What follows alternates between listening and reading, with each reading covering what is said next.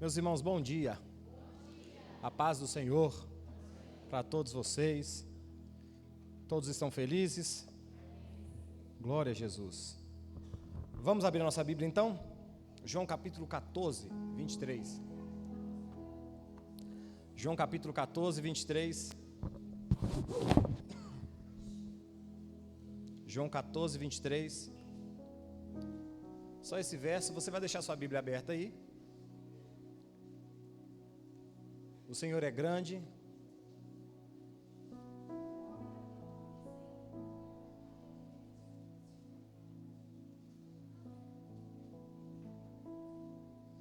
Todo mundo achou? Amém? Se você não achou, As crianças estão liberadas, pode ir lá para as salas. As nossas crianças, eu esqueci. Esqueci não sabia. O pastor esqueceu. As crianças estão liberadas.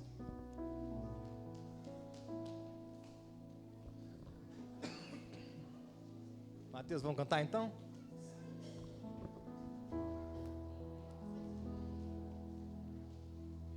Amém, Jesus? Se você... todos têm a Bíblia aí. Diz assim, João 14, 23. Respondendo Jesus, se alguém me ama, guardará a minha palavra. Meu Pai o amará. Nós viremos a Ele e faremos nele morada. Em outras versões diz bem assim, quem me ama, faz o que eu ordeno. Meu Pai o amará e nós viremos para morar nele. Até aí, pode fechar sua Bíblia. Eu tenho prestado atenção ultimamente bastante na questão das palavras, irmãos. Muitas vezes o significado das palavras, elas são cruciais para o entendimento do todo, de um conceito todo. E eu queria falar com vocês hoje sobre vocação e sobre chamado, que são coisas distintas. Nós sempre achamos que vocação, ministério, chamado, serviço é a mesma coisa. Meu chamado, meu ministério, a minha vocação é a mesma coisa. E não é, irmãos. E eu queria que você dobrasse bastante a sua atenção nesse momento. Eu gostaria que você imaginasse uma casa em construção. Para uma casa, para as paredes serem levantadas, o que precisa primeiro? O alicerce, a base, as sapatas. Eu gostaria que você imaginasse uma casa, a construção de uma casa, a base, a fundação de uma casa. Colunas, depois paredes, depois acabamento, lâmpadas, portas, janelas, tinta, textura e por aí vai. Então vamos imaginar que chamado seja a base de uma casa, aquilo que fica lá dentro da terra e que ninguém vê, mas que sustenta o todo. E vamos chamar de vocação, de ministério, de serviço, aquilo que aparece. Então chamado é aquilo que não aparece, mas o que sustenta. Vocação, ministério, serviço é aquilo que aparece, são as paredes, são as portas, são as janelas, a cor, a tinta e por aí vai. Então eu gostaria que você começasse a pensar sobre isso. Toda casa, para ser segura, ela precisa ter uma boa base. Os construtores que estão aqui, os pedreiros que estão aqui sabem muito bem disso, nós também que não somos. Geralmente a quantidade, a diversidade de material para se fazer uma casa é muito pouca, é cimento, areia, ferro, pedra, água e pronto. E é um negócio feio, mas geralmente é cimento, pedra, areia, água, ferragens, e aquilo faz a base de uma casa simples, diferente do aparente visível. São as paredes, aí vem uma gama, uma infinidade assim enorme. Para quem construiu a sua própria casa sabe. É um tipo de mangueira sanfonada, é um tipo de fio, é um tipo de tijolo, é um tipo de bloco, é um tipo vai ser massa corrida, vai ser gesso, vai ser que tipo de porta, qual o tamanho da porta, qual vai ser os puxadores, e uma gama enorme de materiais para aquilo que é visível, aparente. Então presta atenção nisso aí. Para que ela seja segura, ela precisa de pouquíssimas coisas. Mas para que ela seja aparente, a gama, a diversidade de materiais que se usa numa casa é muito grande. A base de uma casa, então, nós vamos chamar de chamado. E vocês já vão entender por que é que eu chamo a base de uma casa de chamado. E por que é que nós vamos chamar que é aquilo que é aparente, visível, de ministério, de vocação. E tem tudo a ver com ser, irmãos, que eu vou trazer para vocês essa noite. Então, um acabamento de uma casa pode ser, as paredes podem ser em ouro, não é? Pode ser tinta a ouro. Se ela não tiver uma boa base, provavelmente ela vai correr risco de cair. Essa parte aparente de uma casa, como eu disse, eu vou chamar de vocação. E a parte invisível, a parte que ninguém vê, eu vou chamar de chamado. Aqui entra a vocação. Geralmente os vocacionados são pastores, os vocacionados são cantores, os vocacionados são engenheiros, os vocacionados são dentistas, os vocacionados... Vocação está ligada àquilo que você faz. E geralmente a gente sempre pensa assim, meu Deus, eu não tenho vocação nenhuma, porque a gente condiciona a vocação ao que a gente faz aqui dentro. E a vocação não é apenas o que você faz aqui dentro. O que a gente faz aqui dentro, irmãos, é bastante limitado. Ou é você prega, ou você canta, ou você toca, ou você é cooperador, ou você mexe na mesa de som, dá aula para as crianças, mexe na mídia e pronto. Aqui dentro, a quantidade de coisas assim fixas, elas são limitadas, a não ser que haja coisas esporádicas, né? Muitas coisas esporádicas. Mas vocação e ministério não é só para ser exercido aqui dentro. Na verdade, as vocações e os ministérios são para ser exercidos mais fora daqui do que aqui dentro. Ou você é dançarina, não é? Então a quantidade de coisas que se faz dentro desse ambiente, elas são poucas, mas a quantidade de coisas que se faz lá fora, fora desse ambiente, ela é de uma diversidade enorme, enorme, enorme. Então essa parte aparente, essa parte vocacional, essa parte ministerial, ela começa a ficar mais complicado, irmãos. Por que começa a ficar mais complicado? Porque há muitos de nós que tenta ser feliz naquilo que faz. Isso é vocação, isso é ministério, e nem sempre isso acontece, irmãos.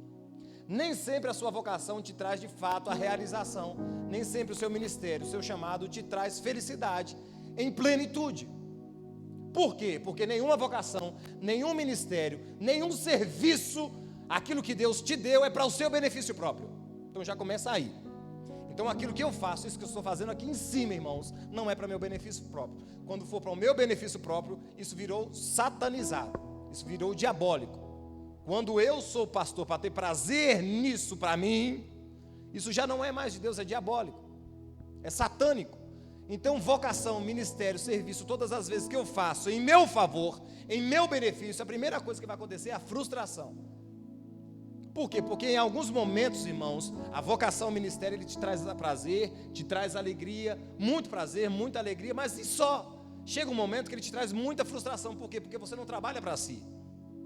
Dons, vocações, talentos, uma infinidade de coisas que existem naquilo que a gente faz, que é visível, aparente, não é para o seu benefício. E a Bíblia diz que tudo aquilo que a gente faz, seja dons, seja talento, seja ministério, seja vocação, tem um único propósito: beneficiar quem? O outro. Agora vamos imaginar numa casa.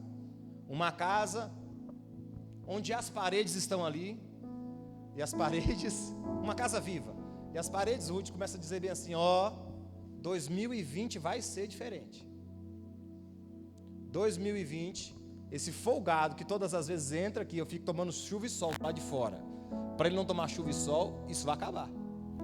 Em 2020, a parede não vai beneficiar mais o morador, a parede vai beneficiar a si próprio.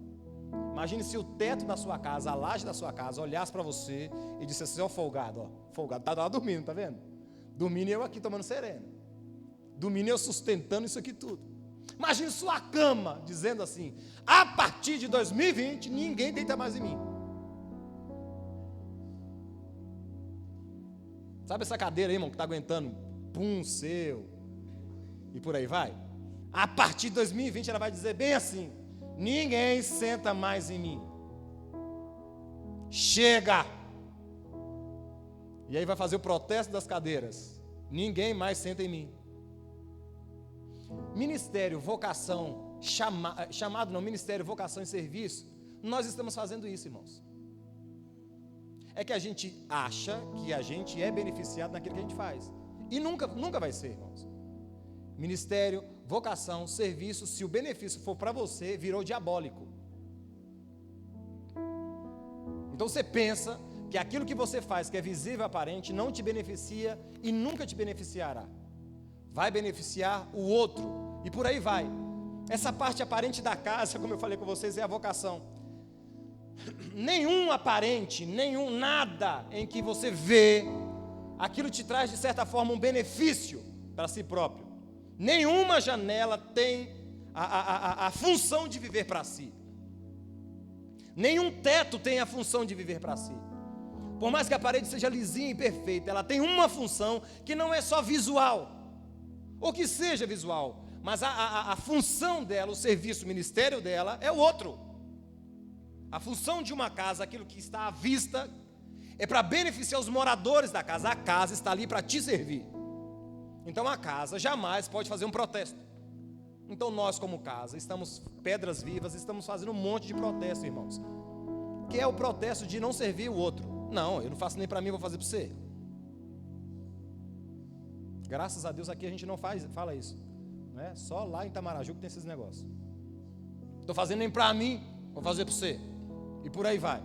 Imagina se todos os dias, irmãos, nós começássemos a ficar revoltados com os dons, talentos, ministérios e vocações que o Senhor nos deu, em que a gente não vai mais beneficiar o outro, a gente trocou o propósito. Então a gente não serve mais a Deus, a gente serve aos demônios. Porque quando você serve a si, você é um anticristo, você é um iníquo. Você beneficia a si próprio. Em muitos casos, irmãos, é o que acontece na nossa cidade, na nossa família, na nossa igreja, na comunidade que a gente faz parte. A gente tenta sempre sacar da cidade, sacar da igreja, sacar da família, sacar daquilo que a gente faz para o nosso benefício. Então lembrem-se, ministério, vocação, você só tem para benefício do outro. E é por isso que muitos de nós não querem fazer. Por quê? Porque por aumentar a iniquidade é o contrário de equidade. Por aumentar a iniquidade, o que é iniquidade? É você beneficiar a si próprio. É você fazer para si próprio. Um dom, um talento, uma vocação, um ministério dado por Deus nunca vai ser para o seu benefício. Então todas as vezes que você for orar por alguém, se o seu chamado assim, porque tem pessoas que têm um chamado de orar assim, que eu falo assim, você é bom na oração.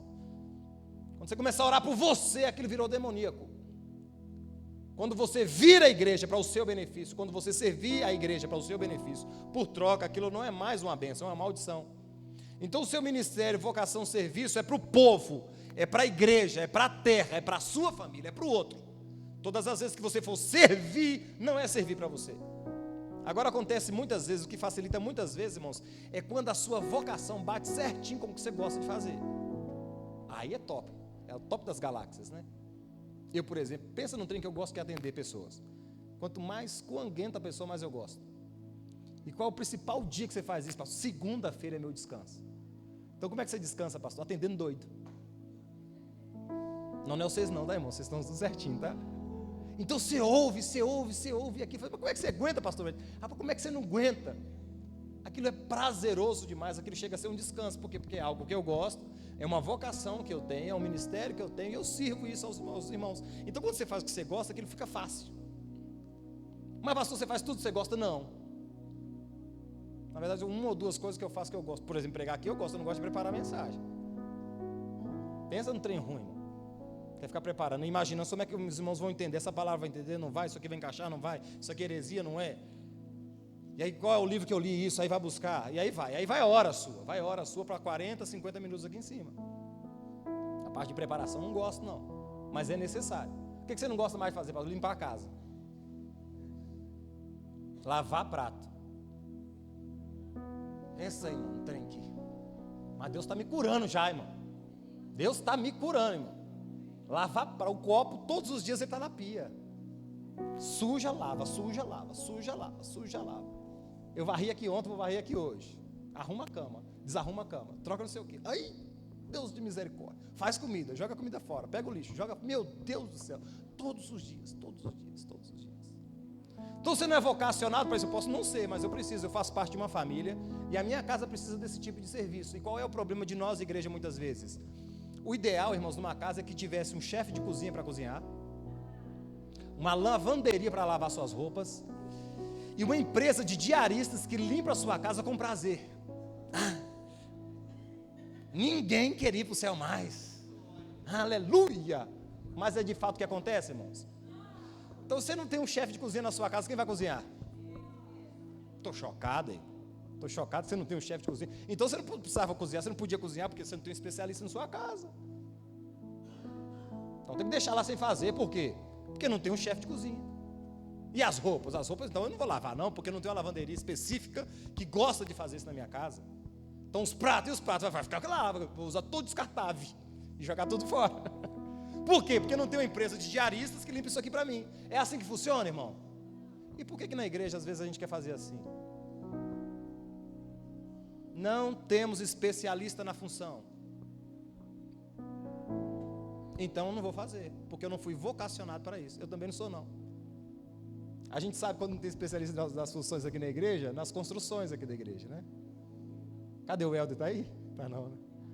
Tá? O Helder está ali. Deus te abençoe, o pastor está ali também. O Léo está aí, Léo? Porque, por exemplo, quando você entra no banheiro dos homens, ali você vê que não foi o especialista que fez, irmão. Você vê que a distância de uma pedra para outra tem um dedo, né?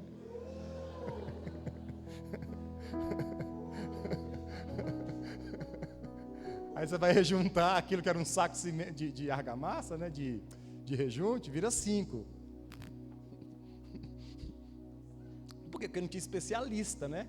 Já que não tem especialista, fazemos nós isso. Mas o trem está feito. Glória a Deus, irmão. Glória a Deus. Então quando você entrar e trupicar ali, né? Nossa, quem foi que fez isso aqui? Não foi um especialista, foi um vocacionado. Mas não era a especialidade desse vocacionado, mas tinha para fazer, ué. E os especialistas provavelmente ou não podiam ou não queriam. Eu fui lá e fiz. Hã?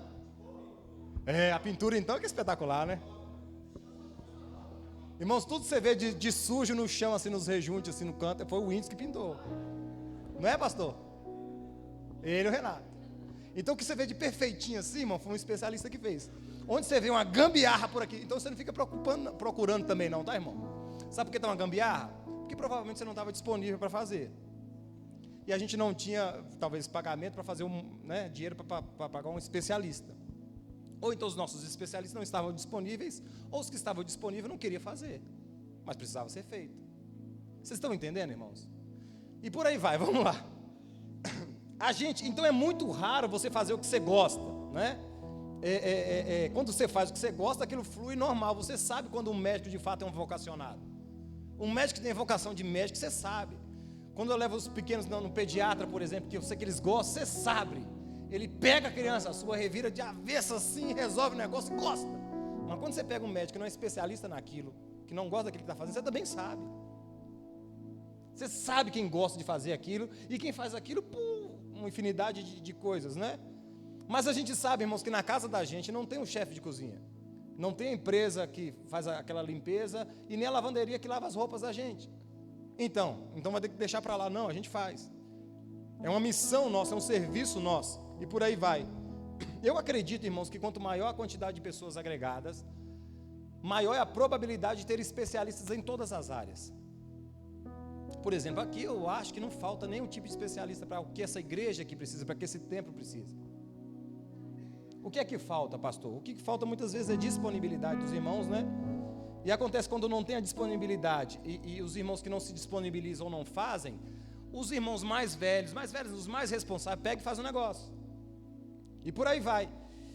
Por que os irmãos, esses irmãos mais responsáveis fazem isso? E mesmo não sendo assim, de fato, aquilo que gosta de fazer. Porque aqueles que são disponíveis, e isso serve para a vida, tá? Isso que eu vou falar para vocês. Há muitos filhos de Deus que fazem o que gostam, que são ministério e vocação. Há muitos filhos de Deus que fazem o que não gostam, mas também é um ministério e vocação. E há muitos filhos de Deus que têm um ministério específico, que é o ministério de ameba. Há pessoas que são filhas de Deus, que elas têm ministério, elas têm vocação, mas ela tem um ministério de ameba, de parasita, né? Não estou falando só aqui dentro não, irmãos. O que é isso? Nas nossas famílias, na sua família deve ter também um parasita lá, uma ameba, uma pessoa que não faz nada. Ô irmãos, com todo amor, tá? Glória a Deus. Porque é um irmão que não contribui. E não é só aqui, irmãos, é ali fora. Pastor, mas na igreja não tem nada para fazer? Tem lá fora, irmão. Se você for na policlínica, você vai achar um monte de trem para você fazer. Na sua rua tem um monte de negócio para você fazer. No seu bairro tem um monte de negócio para fazer. Na empresa que você trabalha tem um monte de negócio para fazer. Mas o que é a ameba? A ameba é aquilo que só vive dos outros. Ela vive, ela suga para ter vida. A ameba é um parasita. E se esse parasita está muito tempo ali, ele começa a adoecer o ambiente onde ele está. Graças a Deus que os amebas, parasitas, só tem lá em Janaúba. Aqui não tem não. Então tem filhos de Deus. Aí você pensa assim, pastor, mas na igreja eu não faço nada, irmãos, esse ambiente aqui é muito pouco. E lá fora, como é que você serve a Deus? Que é o que de fato importa, que é o momento onde Deus é visto na vida de alguém. Lá fora, quando você sai ali, a quem você serve? Ou o seu chamado de ameba? É aquela pessoa que só suga. Então vem na igreja, suga, vai na família, suga, vai na Gerdau, suga, então dá para sugar. Mas ela não serve a ninguém. E por aí vai. Eu estou falando, irmãos, da parte a parte importante, mas menos importante de uma casa, que é aquilo que é visto. Então nem sempre eu vou fazer aquilo que eu gosto, irmãos. Bom seria se fosse. Por quê? Porque na nossa comunidade há pessoas especialistas naquilo e não fazem. Por quê? Porque tem um chamado de ameba.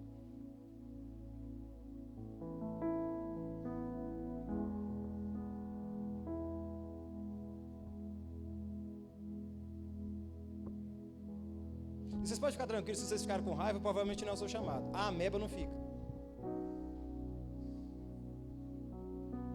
A ameba não fica com raiva. O parasita não fica com raiva. Se você ficou irritado aí, então provavelmente é que você tem que dar uma ajustada aí. Graças a Deus não é o seu chamado. Você bota terror na terra. Você veio aqui para proclamar a Deus. Amém, Jesus, irmão? Glória a Deus. Diminuiu a mesa, viu? Amém, Jesus, irmão?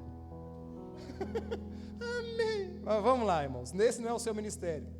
Mas o que é mais grave numa vocação no ministério, irmãos, é quando o coração começa a reclamar. Foi o que eu falei da casa. Imagina aí se o pulmão resolve dizer bem assim: não vou mais respirar para o corpo. Se o coração começa a dizer 2020, só vou bombear sangue para mim. Cada um aí resolve seus problemas. Imagina aí se os rins começam a dizer: vou filtrar mais nada para ninguém não. Vou fazer para mim. E é o que vai acontecer até Cristo Jesus voltar, que é a iniquidade, irmãos, que é viver para si. Iniquidade é viver para si. Não vou fazer mais nada para ninguém. Vou fazer para mim, para o meu. Então Deus te abençoe. É por multiplicar a iniquidade que o amor é o quê, irmãos? O que o rim está fazendo? O que o pulmão está fazendo para um corpo? Amor. Porque de fato ele não é beneficiado em nada respirando para um corpo inteiro. Mas o corpo inteiro precisa daquele pulmão. O que o coração está fazendo para o corpo inteiro? Amor. Porque qual é o benefício que o coração tem em bombear sangue para um corpo todo? Os rins estão fazendo o quê? Amor. Mas se o coração resolve dizer: vou bombear sangue só para mim, para a minha existência, é iniquidade. Viver para si é iniquidade. E às vezes você está desesperado aí com a questão de pecado. O pecado é somente um fruto de uma árvore, que é a iniquidade. Então uma árvore é a iniquidade e o pecado é um fruto. Então às vezes você está preocupado somente com o fruto, que deve se preocupar mesmo. Mentira, roubar, não sei o que. Deve preocupar com isso mesmo, você não pode ter esse tipo de fruto. Mas o que de fato é importante você resolver é a iniquidade, que é o viver para si. Então aquilo que a gente faz de errado, que me beneficia, é fruto da iniquidade. Aquilo que eu faço de certo, que me beneficia, é fruto de iniquidade. Então o Senhor quer arrancar de nós não só os pecados, quer arrancar de nós o quê? A iniquidade. Iniquidade é viver para si. Iniquidade é viver para si. O que vai acontecer se um pulmão resolve não respirar mais, não adquirir ar mais para um corpo inteiro? O corpo vai morrer. Então essa questão de vocação, irmãos, eu já vou falar sobre o chamado para a gente encerrar aqui. A gente precisa entender que o nosso serviço é para aperfeiçoamento dos santos. Nós, como igreja, fazemos o que fazemos para aperfeiçoamento dos santos, para a edificação do corpo de Cristo, até que todos cheguemos à unidade da fé, à estatura de Cristo Jesus. Então, a vocação, o ministério, o serviço, é para a edificação do outro, do corpo todo, para que todos um dia cheguem à unidade da fé, que é a estatura de Cristo Jesus. E para mim serve o quê? Que enquanto eu faço, eu vou me tornando alguém semelhante a Cristo Jesus. Paulo diz que seus dons, talentos e serviço, que tudo que ele tinha de estudos, de habilidade, de língua, de quantidade de coisa que ele fazia, era esterco se comparado ao conhecimento de Cristo Jesus. Agora, por que você está falando isso, pastor? Porque a vocação não serve a vocacionado. O seu ministério não serve para você, não te beneficia, mas visa a saúde de todo o organismo. Imagina aí se os meninos que agora estão com fones aqui, né? Resolvem tocar baixo e tal, só no fone deles. Só vou tocar para mim. E aí, os meninos estão ali, ó. A bateria dá para ouvir porque ela é acústica, né? Mas imagina se o Matheus aqui, esse som que está saindo, o Matheus coloca só no fone dele. E o microfone do Diego aqui só vai aqui no fone dele e nós estamos em pé. Um monte de marmota esperando o som sair. Não, vou cantar só para mim. E não é o que a gente faz, irmão? Não é o que a gente faz? Então vamos pensar sobre isso. A nossa plena satisfação, irmãos, não está nos nossos ministérios, dons, talentos e serviços. A nossa plena satisfação, irmãos, está no nosso chamado. E aqui eu entro, a parte mais importante dessa mensagem. Por quê, pastor Wellington? Porque a nossa vocação, ela beneficia a igreja e é aquilo que a gente faz. O meu chamado, pastor, para que Deus então me chamou? Entenda, irmãos, a nossa plena satisfação não está em ser livres do inferno. A nossa plena satisfação não está em saber que a gente vai morar no céu. A nossa plena satisfação, irmãos, está no nosso chamado. Atenção nisso aqui, irmãos. Está todo mundo aqui comigo? Diga amém. Deus, através de Jesus, quer nos fazer, irmãos, voltar à originalidade. E o meu coração palpita nesse momento. Porque é a mensagem mais simples de todas, mas é que de fato é mais importante. Preste atenção, irmãos. Deus quer nos fazer voltar à originalidade. Deus quer nos fazer voltar ao jardim. Deus quer nos fazer voltar à comunhão com Ele. Nem céu, nem inferno. O objetivo é, a partir da surpreendente obra de reconciliação de Cristo Jesus, voltar ao começo, voltar ao plano original, voltar ao jardim.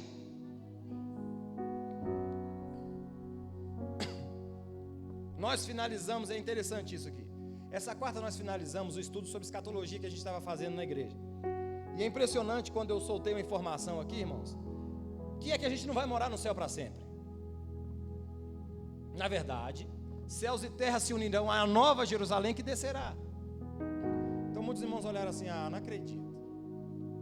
Então nós não vamos ficar lá para sempre no céu. Não vai. Então se esse irmão Jeová está certo, nisso está. Porque o Senhor nos chamou e nos vocacionou. E que de fato o mais importante não seria o céu, ou ser livres do inferno. O mais importante é voltarmos à originalidade, e esse é o nosso chamado. Enquanto muitos de nós, irmãos, estão agoniados e angustiados, loucos para subir, Deus está angustiado para descer. Preste atenção nisso aqui. Mas antes você pensa que eu estou menosprezando o céu, irmãos, deixa eu falar sobre ele. O que é mais legal no céu? As ruas de ouro. O que vai ser mais legal no céu? Um mar de cristal. O que vai ser mais assim, top das galáxias no céu, assim, irmãos? As esplendorosas coisas que nós veremos, a ceia. O que de fato, assim, irmãos, a música que não vai parar, o fato de não existir mais lágrima nem mais dor, o fato de eu encontrar Paulo, encontrar Abraão, encontrar Moisés, aquela turma, vai ser um trem violento demais. Pensa num negócio que vai ser bom. Talvez eu vou ultrapassar as paredes assim, porque eu vou ser um ser assim, né? O que vai ser mais top no céu? A gente ser magro, comer e não engordar, não ter nervo ciático perturbando aqui. Eu estou andando aqui, o nervo ciático, uma dor. Tribulação do cão, esse trau desse nervo ciático. Bem que o pastor falou, você vai chegar na idade, você vai chegar na idade. Começa uma doraiada desgraçada no corpo. Eu não vou ter mais dor de nervo ciático não, irmão. Deus te abençoe. A coisa mais gostosa do céu, irmão, não vai ser nada disso. Preste atenção. A coisa mais gostosa do céu, irmãos, não vai ser nada disso. Deus é o centro do céu. E o porquê do céu ser motivo de ser céu é por causa de Deus, e não ao contrário. O céu só é top das galáxias porque Deus é o centro do céu. Aleluia. Deus é o centro do céu. Quando a gente leu em João 14, 23, diz: Jesus respondeu: se alguém me ama, guardará as minhas palavras, ou guardará a minha palavra, e meu Pai o amará, e viremos a ele, e viremos para ele, e faremos nele morada. Deus é a razão do céu, o cerne do céu. O céu sem Deus não é celestial. Não faria sentido. Muito mais importante que morar no céu. João capítulo 14, 23 diz que nós moraremos no Pai. Nós moraremos no Pai. Sim, irmãos, tudo que a Bíblia fala é verdade. Mas o mais importante no céu não vai ser o alívio das dores e dos nossos temores. O mais crucial no céu é que o centro do céu está em Deus. E nós não moraremos no céu, nós moraremos no Pai. E Deus é o cerne, Deus é o centro de todas as coisas. Há uma canção que o Alessandro Vilas Boas fez que diz bem assim: não é o trono que importa, mas aquele que se assenta. Onde Jesus estiver, o céu estará. Então, irmãos, não se trata de céu e inferno, se trata do desejo de Deus ao criar o homem. Qual era o desejo de Deus criar o homem? Relacionamento. Você ouviu isso a vida toda. O desejo de Deus ao criar o homem é o relacionamento. Se tem uma coisa que Deus prioriza e prisa, e que de fato é importante para Deus, é o relacionamento. Tanto que ele poderia ser só um, mas ele é um em três, três em um. E disse bem assim, ó: nós gostamos tanto de relacionamento, que nós vamos deixar a Trindade aqui, tirar um de vocês, vamos tirar Jesus, para pegar um povo para relacionar com a gente. Deus ama tanto relacionamento, tanto relacionamento, tanto relacionamento, que ele se relacionava bem entre eles três.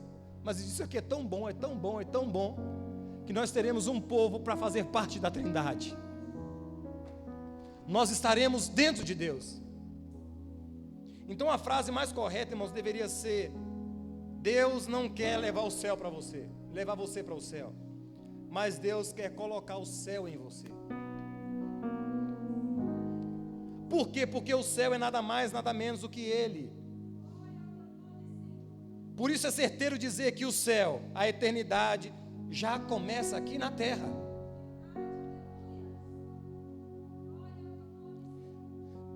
Quando é que a eternidade e céu começa aqui na terra? Quando Deus começa a habitar no coração do homem. Então você está esperando para chegar aquele grande dia. O dia já aconteceu no dia que ele entrou no seu coração. E por que eu não desfruto disso, pastor? Porque eu estou focado no que eu tenho que fazer, e não em me relacionar com o dono de todas as coisas. Dificilmente seria relacionar com Deus Todo-Poderoso, mas através de Jesus ele arranjou um meio, uma forma da igreja se relacionar, não somente com Deus Todo-Poderoso, mas com o Pai amoroso. Deus é Pai. E quando vocês forem orar, e digam bem assim: Papai. Mas não é seu pai que te criou.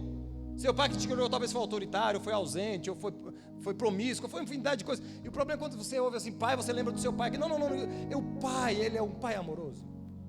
É aquele pai do filho pródigo, é aquele lá. Então quando você plantar o joelho no chão, não lembra do seu pai, que ele talvez não foi um bom exemplo para você, talvez foi. Mas lembre de um pai todo poderoso, que abriu mão do seu filho unigênito, o único que ele tinha, para que você tivesse acesso novamente a ele. Mas imagine, irmãos, se nós livrar do inferno antes disso. Livrar do inferno, irmãos, não deixa de ser uma verdade. Isso é uma verdade. O fato de que os filhos de Deus irão morar num lindo lugar e o Senhor será para sempre o seu Deus também é uma verdade. Contudo, são consequências, irmãos. Ser livre do inferno é uma consequência. Morar no céu é uma consequência. Não são propósitos, são resultados. Não é um objetivo morar no céu e livrar-se do inferno. Isso é apenas o efeito de uma grande causa. Agora imagine, irmãos, quando nós chegarmos na Nova Jerusalém, entrarmos nesse local maravilhoso, onde nós estaremos com o Pai, veremos sim, irmãos, muitas coisas que nós vamos ficar de boca aberta. Isso durante toda a eternidade. Mas agora imagine, irmãos, muitas coisas nós já conhecermos, porque nós vivenciamos aqui, agora, hoje.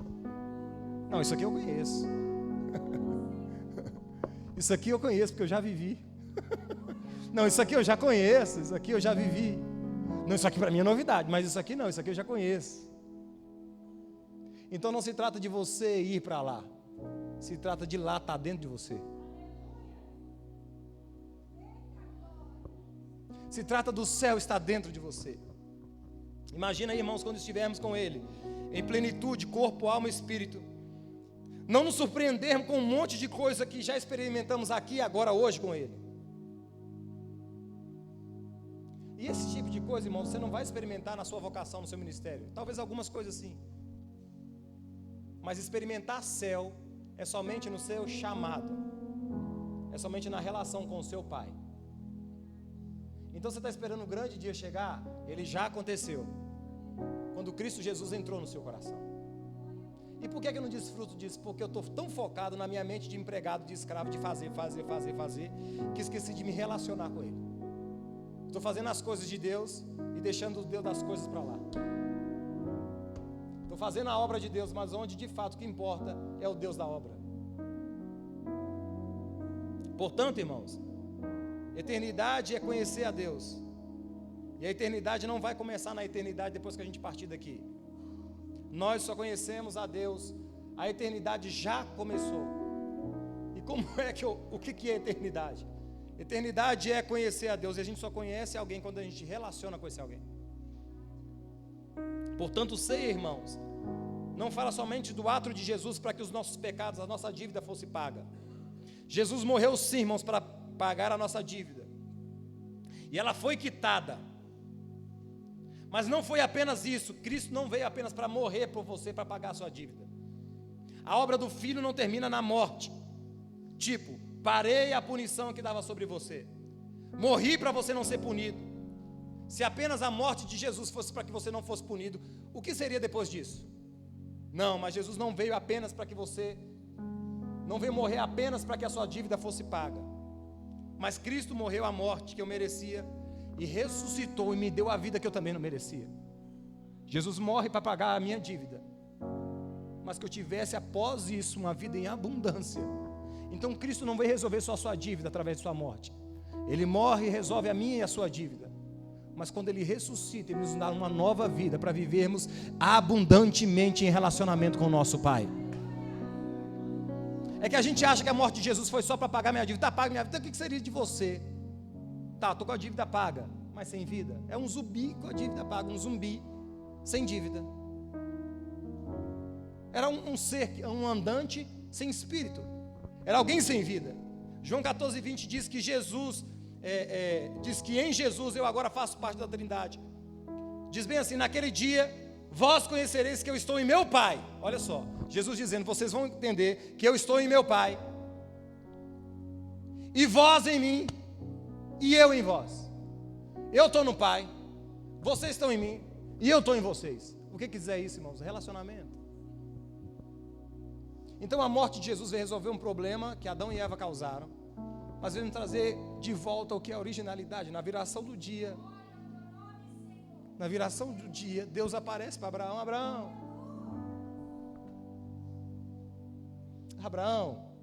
Ô Abraão. Portanto, presta atenção, irmãos. Depois de tudo que Jesus fez para que pudéssemos acessar novamente o Pai em intimidade, a posição de filhos como o próprio Jesus é, com um lugar na mesa, no banquete do Senhor, nós somos parte da própria Trindade. Nós voltamos muitas vezes para Deus ousadamente e muitas vezes questionamos o Pai: Pai, o que eu tenho que fazer? Qual que é meu chamado? Qual que é o meu ministério? Nós estamos angustiados muitas vezes, irmãos. Oramos e jejuamos, clamamos para ouvir se nós devemos ser cantores, ou pastores, evangelistas, ou profetas, mestres, dançarinos, sei lá, ou planejadores de eventos, ou seja lá o que a gente vai fazer aqui nessa terra. Achamos que fomos salvos, irmãos, para fazer um serviço. O serviço que fazemos é apenas o efeito colateral, irmãos, do nosso chamado. E o nosso chamado de fato é o que, pastor? Relacionar com o Pai. Irmão, se Deus criou o homem para pregar, então Deus criou Adão para cair. Se o propósito do homem fosse pregar, Deus criou Adão para cair. Presta atenção nisso aqui. A pregação só é necessária, irmãos, em razão da queda. Se não houvesse pecado, não haveria ser necessário pregar para homem nenhum. Para que nenhum homem se convertesse. A questão é que é impossível ter sido a ideia de Deus. Eu só estou pregando porque nós sofremos uma queda, um dano, e a gente está sendo consertado. E a pregação só é feita para que as pessoas que não conhecem a Deus de fato conheçam. O homem foi criado antes de existir o pecado, antes de ter conhecido a queda, portanto, antes de ser necessário pregar. Logo, Deus não criou um homem para ser pregador. Pregação é o efeito colateral, é o após. Isso leva a entender que Cristo não me salvou para ser pastor, para ser obreiro, para ser diácono ou qualquer outra coisa. Cristo me salvou para ser um filho.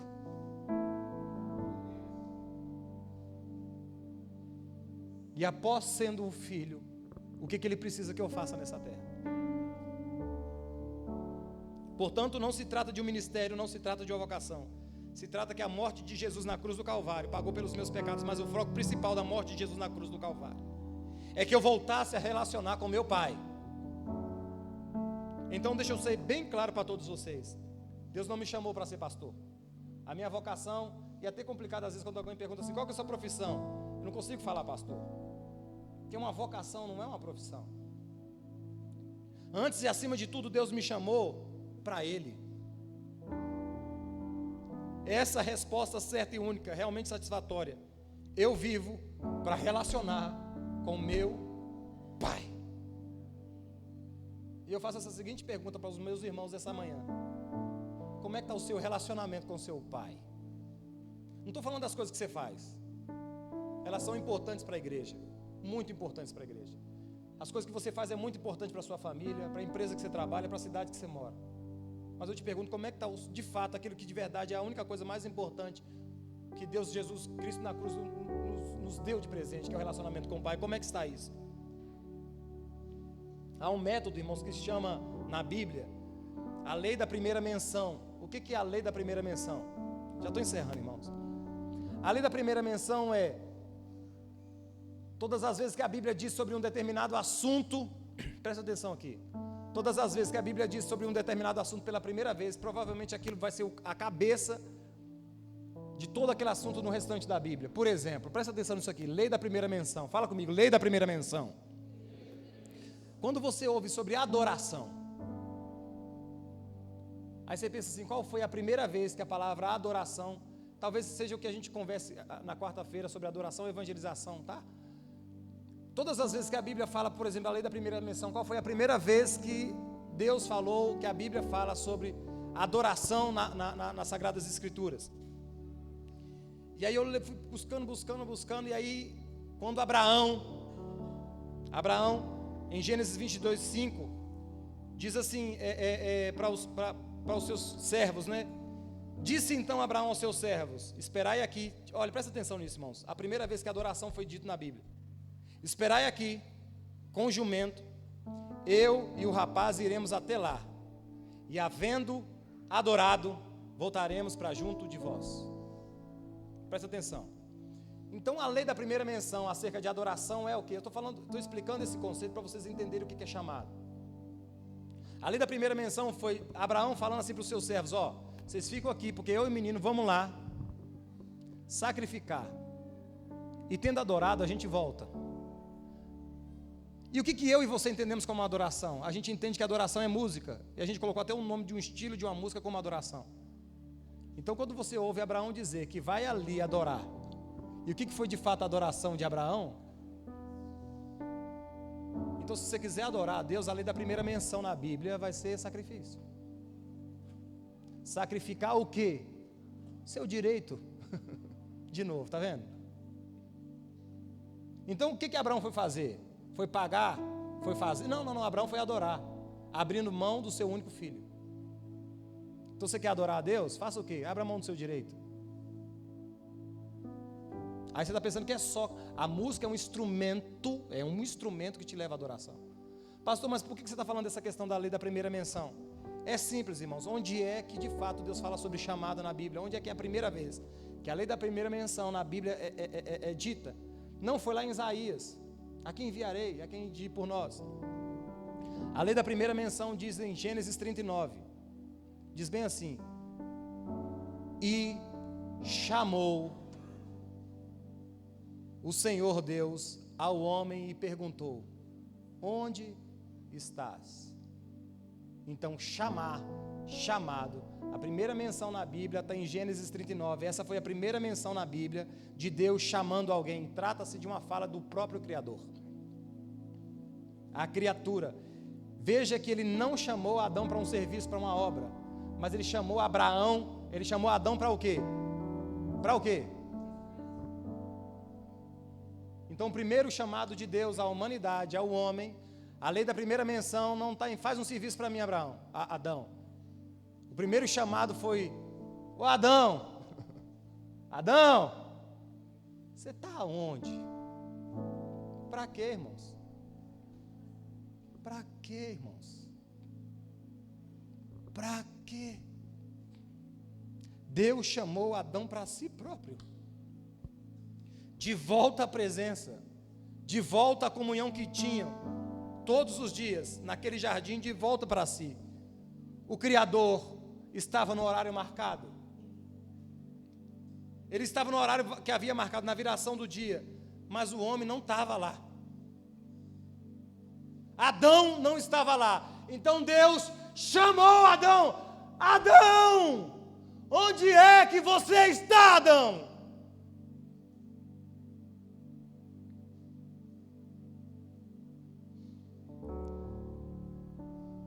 Se a primeira menção leva a interpretação mais adequada, então nós não podemos ignorar essa verdade. Chamado é relacionamento com o Pai.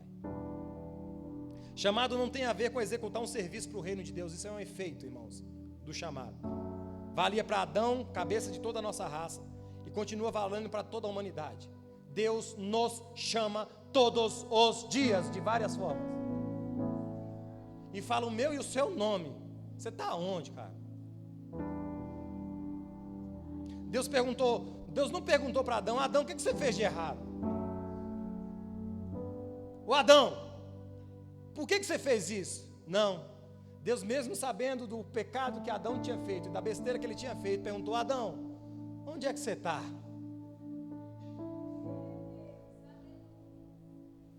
Ele também não questionou: ô Adão, você está executando para mim, para o meu reino, Adão?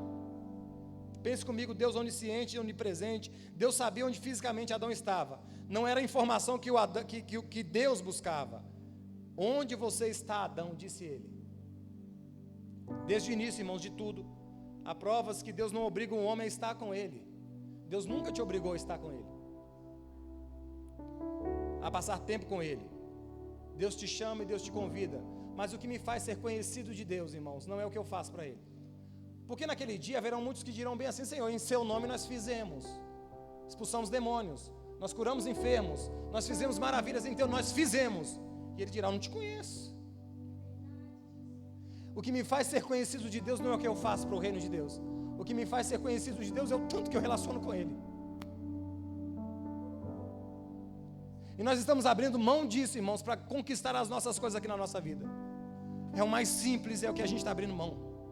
Não é uma prioridade relacionar com o nosso Pai, irmãos. Não é uma prioridade nossa relacionar com o nosso Pai. Nós estamos fazendo isso tudo errado. Fazer é o efeito colateral daquilo que eu vivi com Ele todas as manhãs. Seja na tarde, seja na noite. Quanto tempo você tem que você fique em exclusividade com Deus, independente do que você faça. Eu, como pastor, irmãos, eu posso cair numa besteira, que é isso que eu estou fazendo aqui, achar que Deus está me conhecendo, eu estou conhecendo a Ele. Não, irmãos, isso deveria ser apenas o efeito colateral daquilo que eu vivo com Ele intensamente. Não é técnica, não é experiência. Então a minha relação com meu Pai, exclusiva, de intimidade ou não, como é que está? Então eu, muitas vezes, com cabeça de escravo e de servo, quando ele vem conversar comigo, a primeira coisa que eu penso é: eu vou falar isso para a igreja. Por quê? Porque a igreja vai me olhar.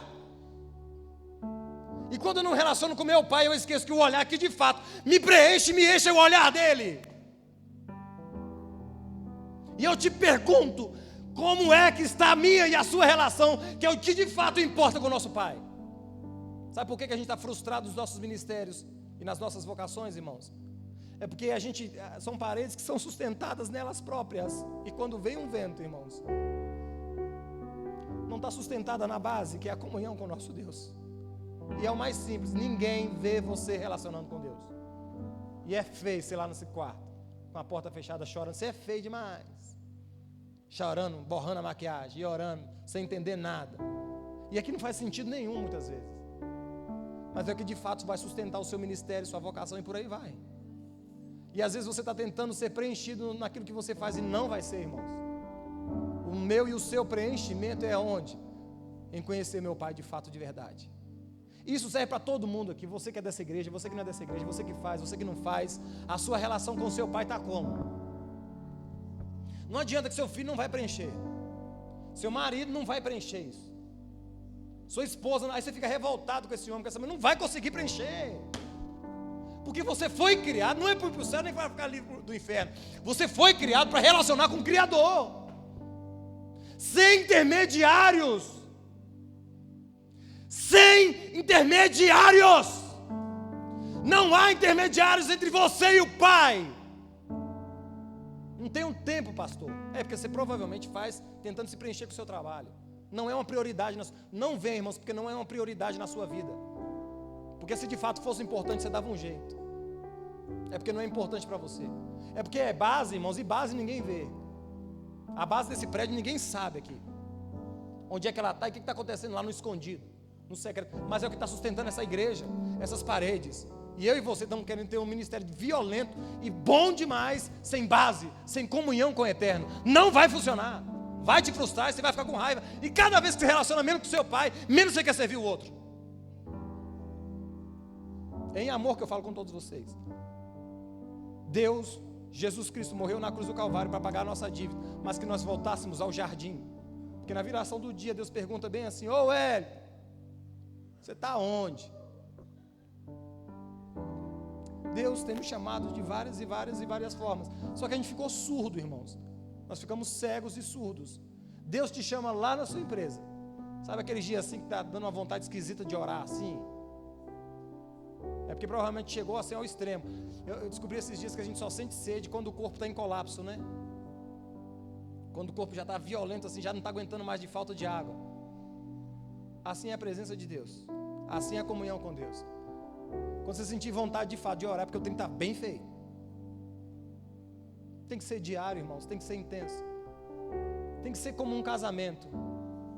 Um casamento não pode só... Ninguém vive 24 horas de intimidade num quarto com a porta fechada, com a sua esposa e com o seu esposo. Eu e a Grace, a gente conversa durante várias vezes no dia, mas a gente precisa de ter momentos de intimidade. Assim é com o Eterno. Nós precisamos sim de conversar com Ele várias vezes no dia, no trabalho, na rua, na escola, na faculdade, por aí vai. Como você conversasse com o seu marido, com a sua esposa, mas você também precisa de momentos de intimidade. Não tem outro caminho, irmãos. É a coisa mais simples e mais importante, porque nós fomos salvos. Não fomos salvos para ficar livre do inferno, irmãos. Isso é efeito colateral. Nós fomos salvos para voltar ao Criador. Se coloque em pé que eu quero orar com vocês.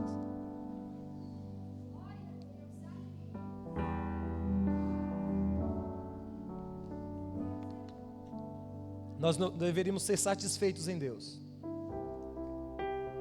O meu e o seu chamado é responder a seguinte pergunta, e a pergunta de Deus é: onde é que você está? Não é o que você está fazendo, não é o que você fez, mas você está onde? Você está onde? O seu pai vai conseguir te dar um momento de alegria no Natal, num presente. Seu esposo, sua esposa, seu filho.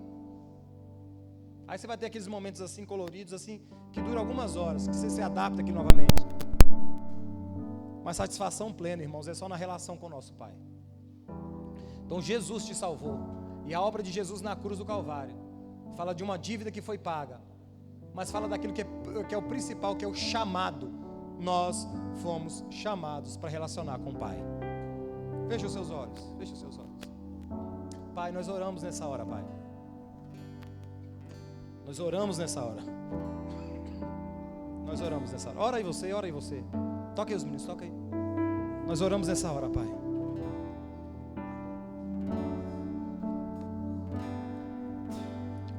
E eu gostaria que o Espírito Santo começasse a passar aí na sua mente e no seu coração nessa hora. Pior do que os nossos pecados, irmãos, é a preguiça e a letargia que Satanás tem colocado na nossa vida, o cansaço. Nós estamos cansados demais para relacionar com um Pai amoroso. E a cada dia que a gente fica mais cansado, mais coisa a gente faz. Onde a prioridade, o importante tem sido abandonado, tem sido deixado de lado. Não, irmãos. O mais importante dos filhos de Deus é relacionamento com Deus. Eu te pergunto, quanto tempo você gasta com seu pai em intimidade durante todo um dia? Quanto tempo você gasta com seu pai em adoração, em oração, em contemplação, todo dia? Quanto tempo que você pratica o seu devocional todos os dias? Qual é a importância disso para a sua vida? É que você está achando que você precisa de mais dinheiro, de mais coisas e mais bens. Não! Nós precisamos voltar à originalidade, que é relacionar com o nosso Deus. Eu oro nessa hora por nós, Senhor. Espírito da verdade, a sua palavra diz que os guiados pelos filhos de Deus, os filhos de Deus são aqueles que o Espírito os guia. E nós te pedimos essa manhã que nos guie, Senhor. Que não nos deixe nos perder, Senhor, nas nossas vocações, nos nossos ministérios, nos nossos talentos e dons, porque isso foi feito para servir os nossos irmãos. Mas o que de fato nos satisfaz e nos preenche é a intensidade que nós temos de comunhão e de momentos de intimidade com o Senhor. Nós pedimos isso, Senhor, nos ajude. Nos ajude, Senhor, ao voltar à originalidade, Senhor. Nos ajude a servir-te, Senhor. Mas mais do que isso, nos ajude, Senhor, a relacionar contigo, Senhor, em espírito e em verdade. É a nossa oração nessa manhã, meu Deus, no nome de Jesus, no nome de Jesus. Amém. Irmãos, eu gostaria de refletir com vocês no texto que está na primeira carta do apóstolo Paulo aos Coríntios, capítulo 11, versículo 23. E eu trouxe uma versão atualizada, fiz questão de fazer isso só para a gente refletir nessa fala, que diz o seguinte, verso 23, capítulo 11, verso 23. Porque eu recebi do Senhor este ensinamento que passei para vocês, que o Senhor Jesus, na noite em que foi traído, pegou o pão, deu graças a Deus, e depois partiu o pão e disse: isto é o meu corpo que é entregue a favor de vocês, faça isso em memória de mim. Assim também, depois de haver ceado, ele pegou o cálice e disse: esse cálice é a nova aliança feita por Deus com o seu povo pelo sangue, que é a garantia pelo sangue. Cada vez que vocês bebem deste cálice, faça isso em memória de mim. De maneira que cada vez que vocês comem deste pão e bebem deste cálice, estão anunciando o amor do Senhor através do meu sangue até que ele venha. Por isso, aquele que comer o pão do Senhor ou beber o seu cálice, de modo que ofenda a honra do Senhor, estará pecando contra o corpo e o sangue do Senhor. Porquanto, cada um examina-se a sua consciência, então coma o pão e beba do cálice. Pois a pessoa que comer o pão e beber o cálice do Senhor indignamente está sendo culpado do corpo e do sangue do Senhor. Por isso que muitos de vocês estão doentes, fracos, e alguns já morreram. Se examinássemos a nós próprios, a nossa própria consciência, não seríamos julgados pelo Senhor, mas somos julgados e castigados pelo Senhor, e julgados e condenados com o mundo. Portanto, meus irmãos, quando vocês se reunirem para ceiar ao Senhor, espere uns pelos outros. Por que eu quis ler esse texto nessa versão mais, digamos, moderna, para eu tentar explicar para você 2 pontos apenas aqui. O primeiro deles é ser indigno de tomar a ceia. Eu comecei a falar isso no princípio. Você precisa reconhecer o sacrifício de Jesus. Pastor Wellington falou muito bem sobre isso. Qual é o propósito de Deus? É te devolver à origem, te levar de volta. Ou seja, todas as vezes que nós pensamos no sacrifício de Jesus, é que Ele queria que nós fôssemos de novo inseridos no relacionamento com Deus. Então esse é o propósito principal de estarmos aqui.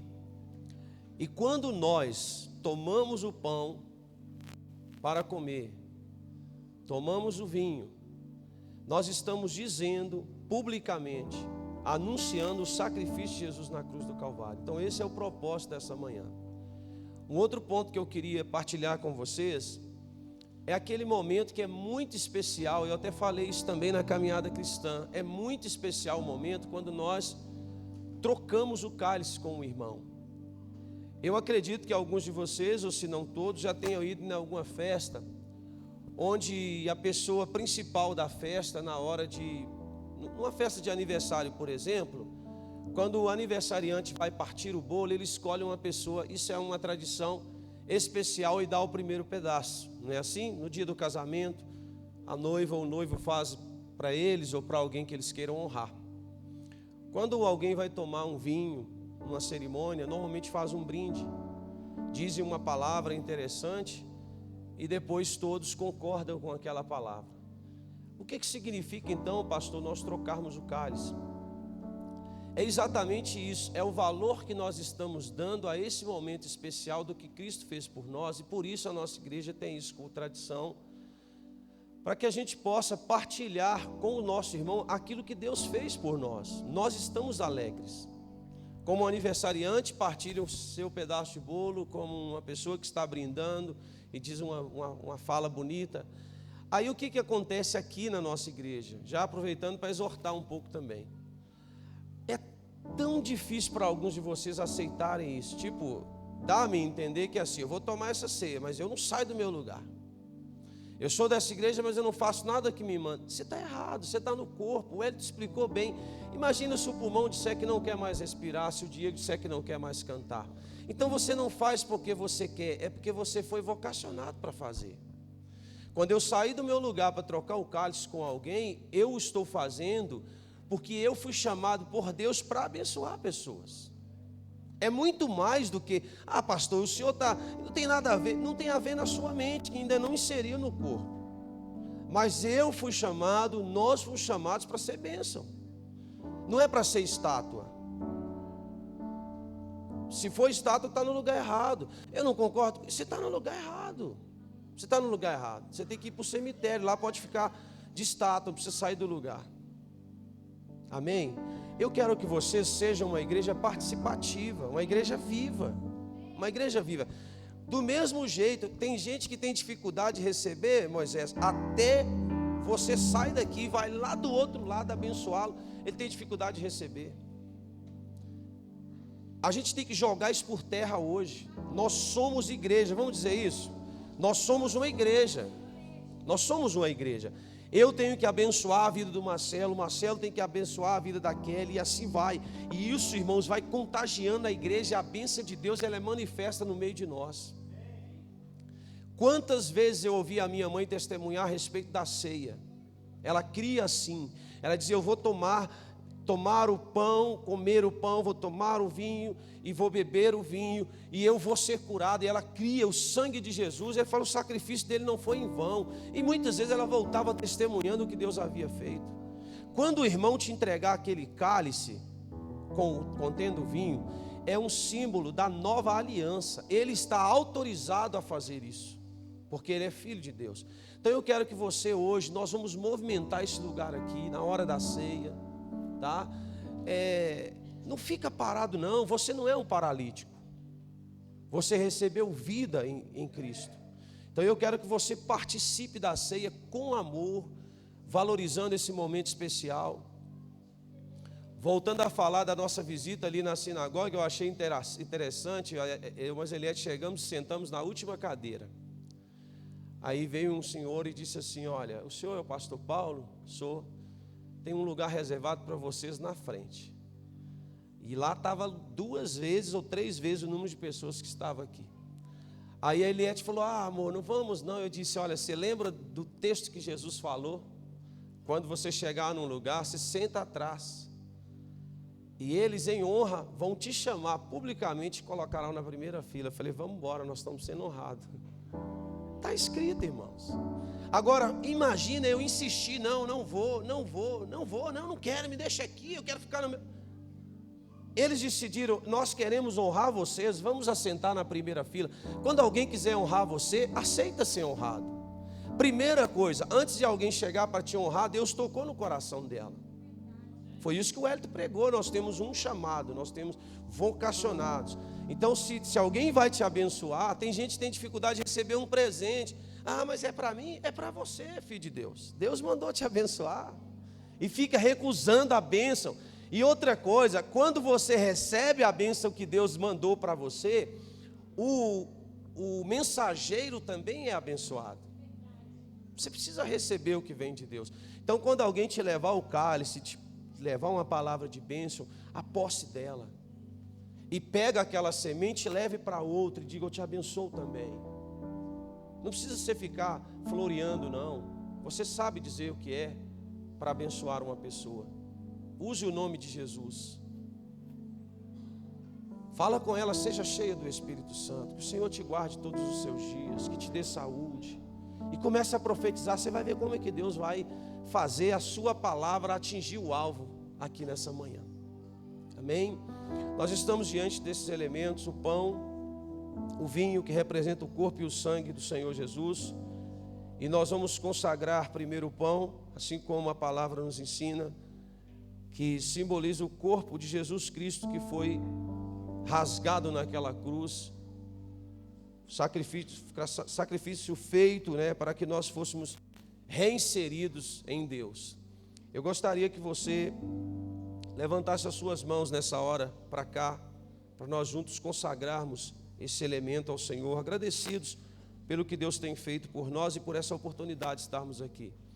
Paizinho, em oração, juntamente com o teu povo, e crendo no propósito dessa reunião, que é lembrar e anunciar a morte do Senhor até que o Senhor venha, o seu sacrifício na cruz, como foi também ensinado nessa manhã, para que nós fôssemos de novo inseridos em Ti, estarmos em Deus, e cremos que já estamos no Senhor.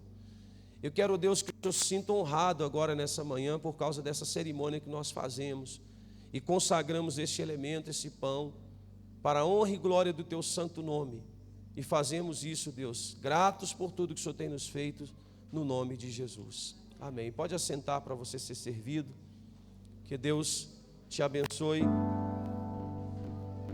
Deus abençoe a sua vida, a sua casa, a pessoa a quem você for hoje profetizar, levar essa palavra, com certeza será a vida. Em nome de Jesus.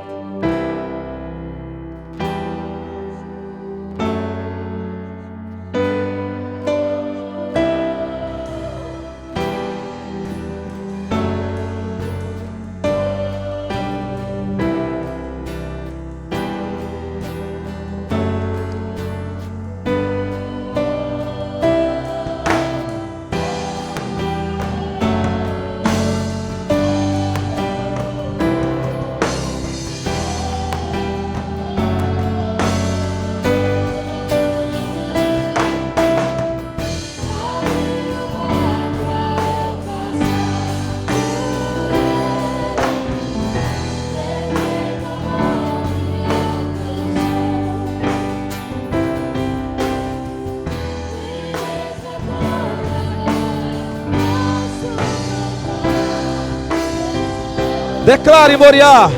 Erga a sua voz e diga: abre o mar pra eu passar.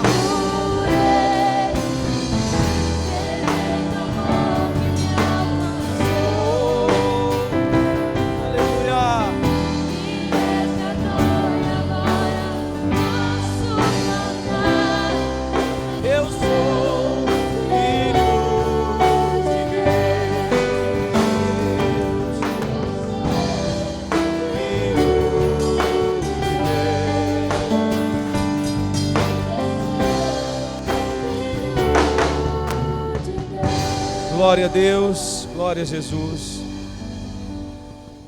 Naquela noite, a Bíblia diz que ele foi traído. Jesus reunido com seus discípulos, a palavra diz que ele pega o pão e, havendo dado graças, ele partiu aquele pão e disse: este é o meu corpo que é entregue por vós. Tempos depois, o apóstolo Paulo reúne e diz assim: eu recebi do Senhor o que também vos ensinei, eu vos entreguei, que o Senhor Jesus, na noite que ele foi traído, ele tomou o pão e, havendo dado graças, partiu e disse: este é o meu corpo que é entregue por vós. Em memória do Senhor Jesus, comamos desse pão todos nessa manhã. Tire um minuto do seu tempo para exaltá-lo em gratidão pelo que ele fez, dizendo palavras que possam ser tocantes ao coração do Senhor. Faça o seu melhor.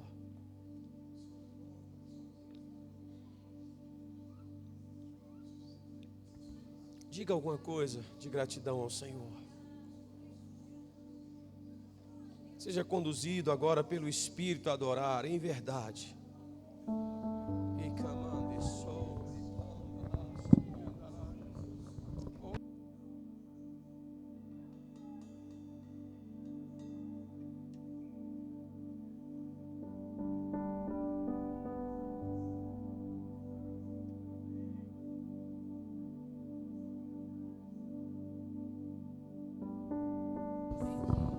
Faça uma oração diferente nessa manhã. Deixa o Espírito do Senhor te conduzir a adorá-lo em gratidão pelo que Ele fez por ti e por nós. Receba, Deus, a adoração. Receba o louvor da tua igreja. Você pode levantar as suas mãos nesse momento, em sinal de rendição. Obrigado, Jesus. Obrigado, Senhor. A tua igreja te exalta nessa manhã, Jesus. A tua igreja te adora.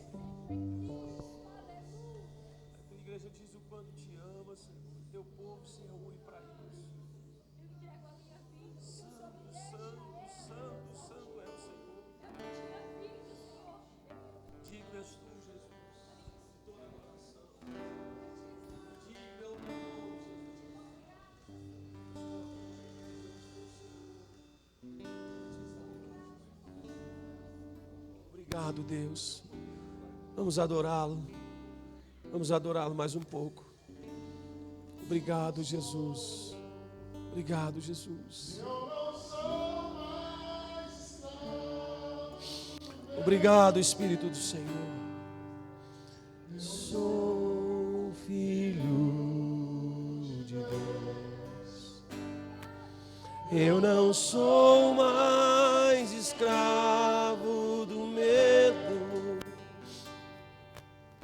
Eu sou filho de Deus.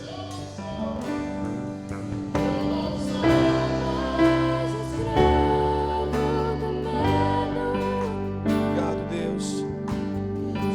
Obrigado, Jesus. Eu não sou mais escravo do medo. Eu sou filho. Depois de haver ceado, ele tomou o cálice, dizendo: este cálice é o novo testamento do meu sangue. Fazei todas as vezes em memória de mim. nós consagramos agora, Senhor, esse elemento, esse vinho, que representa o sangue de Jesus que foi derramado naquela cruz do Calvário. Esse sangue teve o poder de nos purificar de todo o nosso pecado e de nos fazer filhos de Deus, de nos inserir de novo no relacionamento com o Pai, de podermos receber o Espírito Santo, de termos a nossa mente sarada, o nosso corpo purificado e garantir, Senhor, a nossa vida eterna. A tua igreja, mais uma vez, ela diz isso, Senhor, com esse ato de fé, que nós te amamos e que nós cremos inteiramente no seu sacrifício da cruz. Por isso te recebemos como nosso Senhor. Sabemos que o nosso pecado foi perdoado. A palavra diz que não há mais condenação para nós que estamos em Cristo Jesus, o nosso Senhor. Sabemos também que diariamente o Senhor se faz presente, que o teu Espírito habita em nós e que age dentro de nós. Por isso nós queremos honrar o teu nome agora. Receba, Deus, esse culto a ti como cheiro suave às tuas narinas. E nesse momento, nesse ato profético que a tua igreja faz, porque a vida do Senhor está em nós e nós podemos partilhar essa vida. Cada um dos teus filhos que vão trocar o cálice, não deixe que as palavras deles venham cair por terra, Senhor, mas que atinja o alvo pela qual o Senhor as destinou. Que o nome de Jesus seja agora exaltado na vida de cada um de nós. É assim que oramos e consagramos este elemento no nome de Jesus. Assente para você ser servido.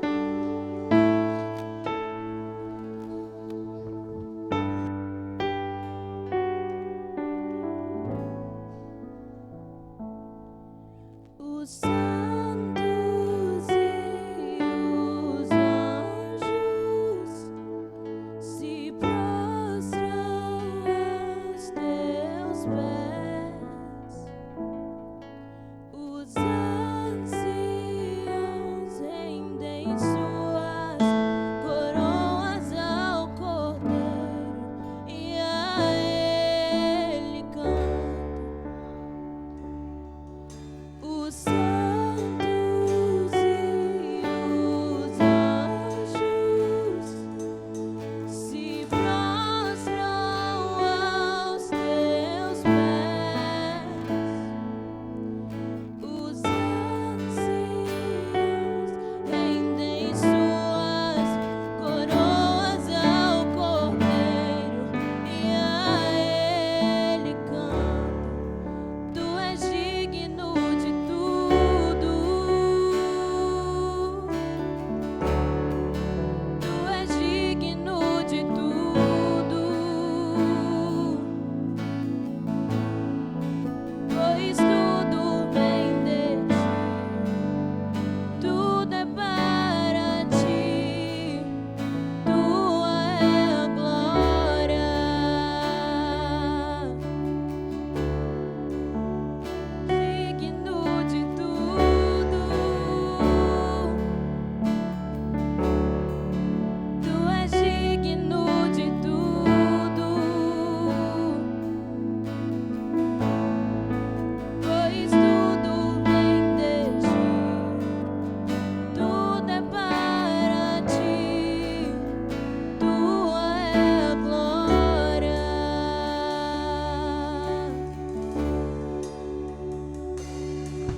Os santos e os anjos se prostram aos teus pés. Os anciãos rendem suas coroas ao Cordeiro e a Ele cantam. Tu és digno de tudo. Tu és digno de tudo.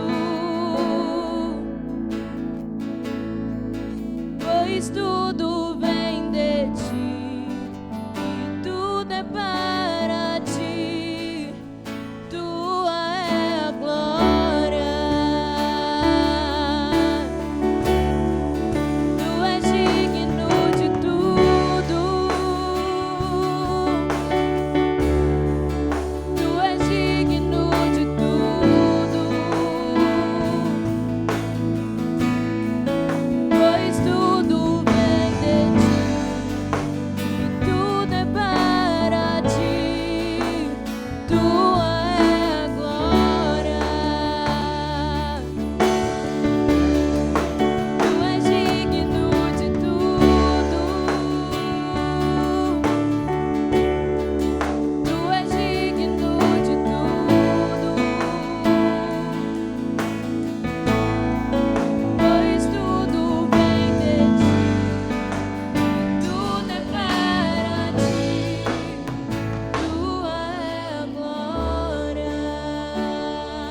Disse Jesus: esse cálice é o novo testamento do meu sangue. Fazei isso todas as vezes em memória de mim. Em memória do Senhor é que tomamos esse cálice e anunciamos a sua morte até que Ele venha. Irmãos, eu gostaria de pedir o Ministério de Louvor para repetir essa música, com essa letra tão maravilhosa, para a gente glorificar o nome do Senhor na nossa atitude agora nessa manhã. Eu queria pedir você que você talvez nunca tenha feito isso tão especial como você vai fazer hoje. Você vai sair do seu lugar, você vai procurar uma pessoa. Não é só virar para o lado, você tem que movimentar. Quero ver essa igreja em movimento, tá bom? Se tiver alguém que não consegue andar, eu vou pedir os obreiros para ajudar a carregar você. Mas que você vai cumprir o propósito hoje, você vai em nome de Jesus. Tem alguém aí que precisa ser carregado? Já manifesta. A senhora anda com a muleta, né, irmão? Põe a rodinha nessa patinha santa aí, ó. Amém? Vamos cantar. E você sai do seu lugar. Vamos abençoar a vida do nosso irmão, dessa família, a família de Deus, a família Moriá. Ele é digno de tudo. Dele é a honra e dele é a glória. Diga uma palavra de vida. Comece ao seu lado e depois se movimente e diga isso para alguém.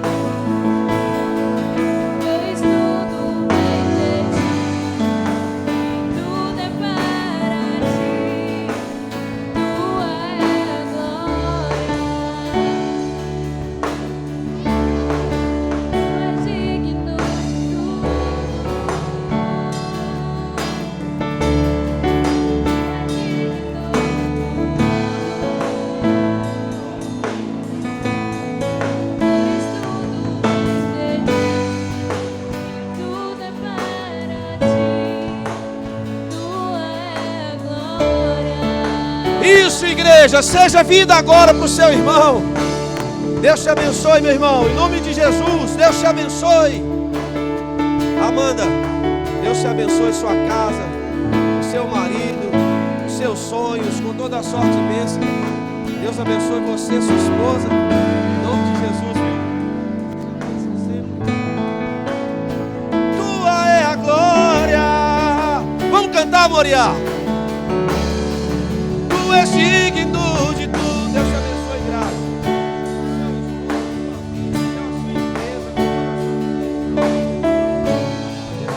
Deus te abençoe sua casa, seus filhos. Tu és para mim. Você já andou, né, obreiro? Eu não vou mandar um obreiro para você. Sua casa, sua igreja.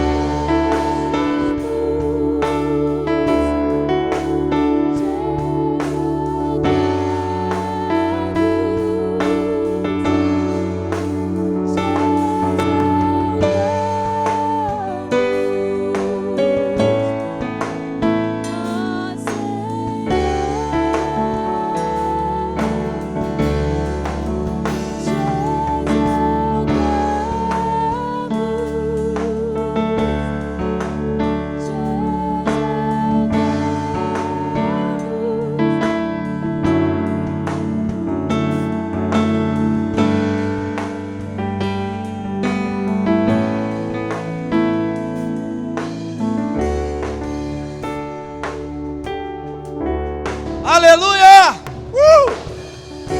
Ninguém procura uma fonte seca, irmãos. Se alguém vai em você, é porque você tem algo para ele, para ela. Deus te abençoe, filhinha. Toda sorte e bênção, amém? Para ti.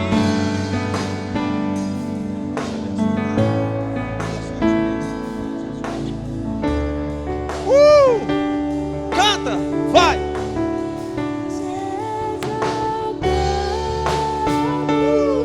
Deus te abençoe, meu irmão. Toda sorte e bênção.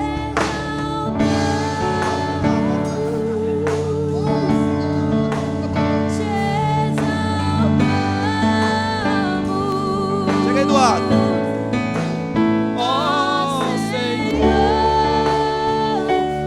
Deus te abençoe, Eduardo.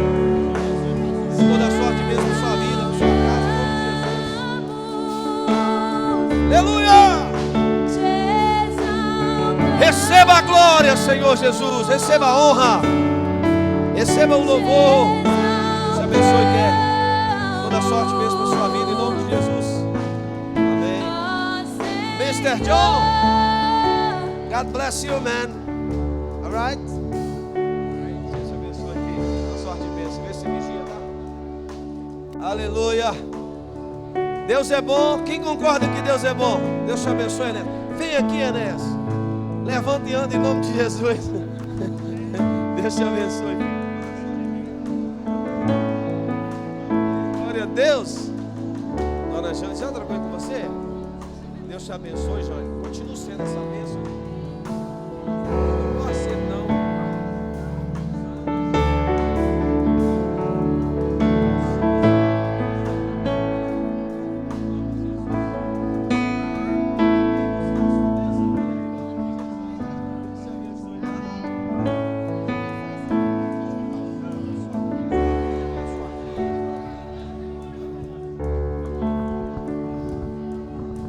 Te exaltamos.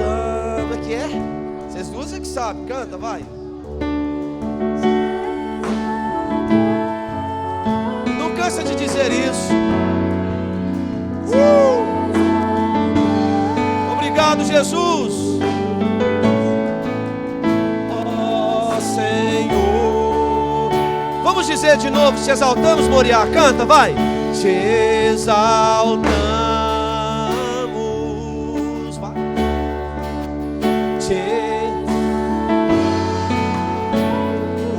Aleluia!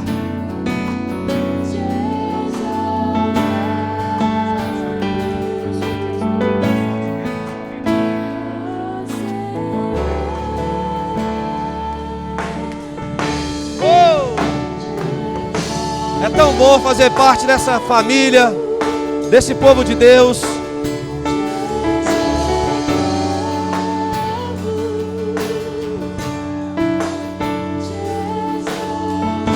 Glória a Jesus, glória a Jesus. Ô Bruno, Deus te abençoe. Thales, Lucas, Gustavo aí atrás, Deus abençoe vocês. Jonathan, os meninos que estão trabalhando aí, Deus abençoe vocês, os cooperadores, toda essa casa. Irmãos, a vida de Deus aqui. Alex, Sol, que você continua brilhando sempre, tá? Deus te abençoe. E Rosana, que você suporte o Renato muitos anos. Em nome de Jesus. Deus abençoe. Amém, Jesus? Glória a Deus. Depois de haver ceado, vocês já viram que o fogo já pegou no arraial aí, né? Glória a Deus. É vida, irmãos. Estamos celebrando a vida. Depois de haver ceado, ele tomou o cálice. Ele quem? Jesus. E ele disse: esse é o sangue da nova aliança, Novo Testamento no meu sangue. Fazer isso todas as vezes que beberes em memória de mim. Em memória do Senhor Jesus, tomamos dele todos. Levanta o seu cálice assim, levanta o seu cálice assim. Sinta aí o gosto desse vinho. Saboreie. Diga obrigado, Jesus. Diga obrigado, Jesus. Diga com vida. Obrigado, Senhor. Pai, nós te damos graça nessa hora, por causa do que o Senhor tem nos feito. Em nome de Jesus, receba este culto, Senhor. A tua igreja se reuniu para dizer ao Senhor o quanto o Senhor é importante para nós e que nós aceitamos o Senhor como nosso Senhor e Salvador e não queremos te perder jamais. Receba o nosso culto nessa manhã, como já foi falado desde o princípio. Se alguém tomou essa ceia que estava doente, que seja curado agora. Eu libero essa palavra de bênção profética para a vida dessa pessoa. Vá de encontro a essa necessidade, trazendo a cura agora, Senhor. A Ti nós damos a honra devida, no nome de Jesus. Saia do seu lugar, traga o teu cálice aqui e venha celebrando ao Senhor.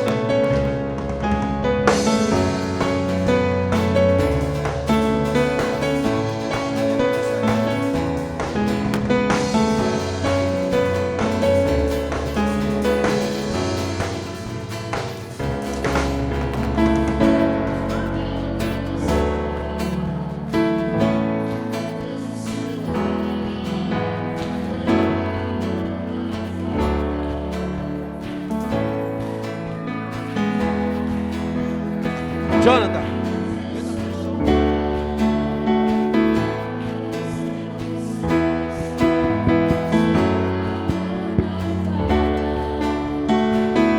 Geral.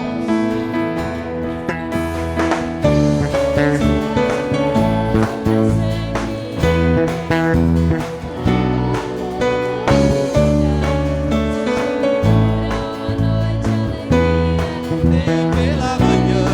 Cante, Moriá.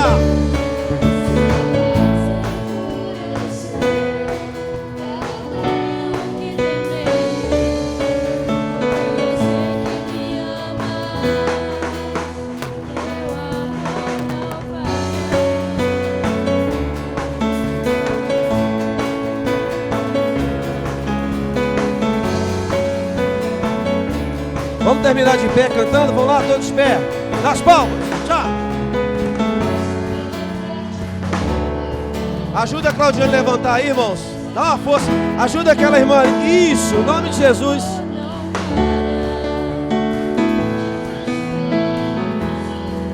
Na palma, Moriá. Que mais? Mas teu amor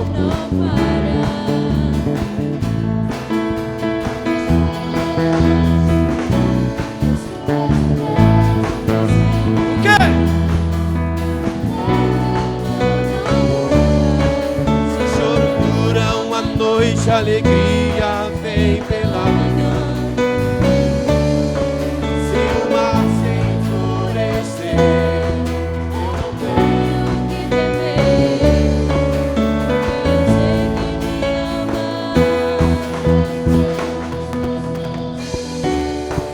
Suas mãos pra sempre.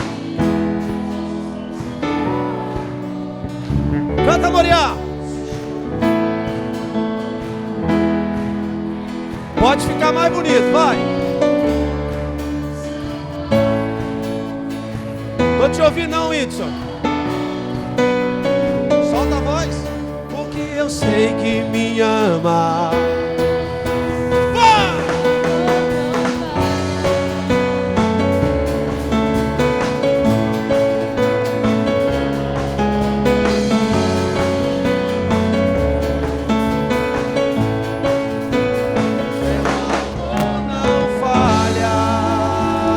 Vamos aplaudir o Senhor. Glória a Deus.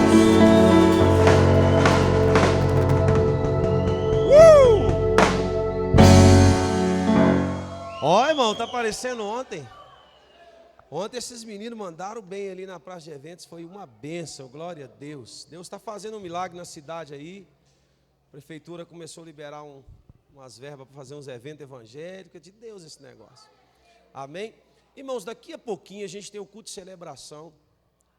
Queria convidar o pessoal para participar e estar com a gente aqui mais um pouquinho.